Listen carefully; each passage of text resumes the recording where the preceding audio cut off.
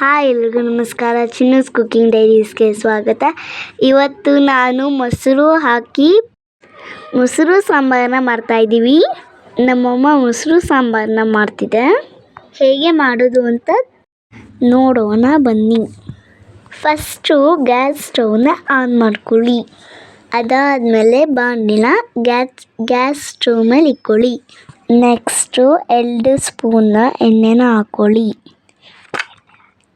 ಎಣ್ಣೆ ಆದಮೇಲೆ 1 ಸ್ಪೂನ್ ಸಾಸಿವೆ ಹಾಕ್ಕೊಳ್ಳಿ. ಸಾಸಿವೆ ಸಿರಿದ್ಮೇಲೆ 4ರಿಂದ 5 ಹಸಿಮೆಣ್ಸಿನ್ಕಾಯನ್ನ ಹಾಕ್ಕೊಳ್ಳಿ. ಈ ರೆಸಿಪಿ ಮಾಡೋದು ತುಂಬ ಈಸಿ. ನೀವು ಒಂದ್ಸಲಿ ಟ್ರೈ ಮಾಡಿ ನೋಡಿ. ಒಂದು ಈರುಳ್ಳಿನ ಸ್ಲೈಸ್ ಮಾಡ್ಕೊಂಡು ಒಗ್ಗರಣೆಗೆ ಹಾಕಿ. ಈರುಳ್ಳಿನ ನೀಟಾಗಿ ಫ್ರೈ ಮಾಡ್ಕೊಳ್ಳಿ. ನೆಕ್ಸ್ಟು 1 ರೆಕ್ಕೆ ಕರಿಬೇವನ್ನ ಹಾಕ್ಕೊಳ್ಳಿ. ಕರಿಬೇವನ್ನ ಹಾಕಿದ್ಮೇಲೆ ಫ್ರೈ ಮಾಡ್ಕೊಳ್ಳಿ. ಯಾರ್ಯಾರು ನಮ್ಮ ಚಾನಲ್ನ ಹೊಸದಾಗಿ ನೋಡ್ತಿದ್ದೀರಾ ಪ್ಲೀಸ್ ಸಬ್ಸ್ಕ್ರೈಬ್ ಮಾಡ್ಕೊಳ್ಳಿ. ನೆಕ್ಸ್ಟು ಸ್ವಲ್ಪ ಅರಿಶಿನ ಪುಡಿನ ಹಾಕ್ಕೊಳ್ಳಿ.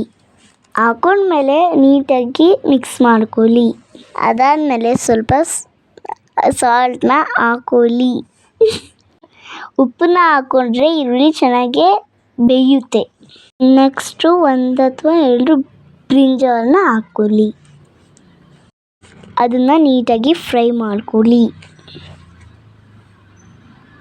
ಚೆನ್ನಾಗಿ ಬ್ರಿಂಜಾಲು ಬೇಯಬೇಕು.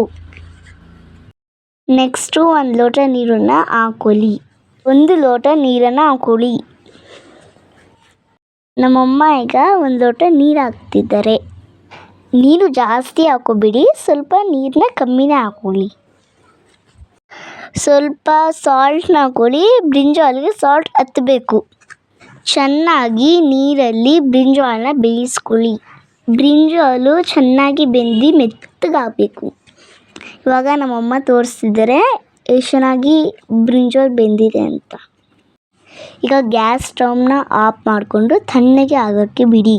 ಪೂರ್ತಿಯಾಗಿ ಆರ್ಕೋಬೇಕು. ತಣ್ಣಗಾಗೋವರೆಗೂ ಮೊಸರನ್ನ ಹಾಕಬೇಡಿ.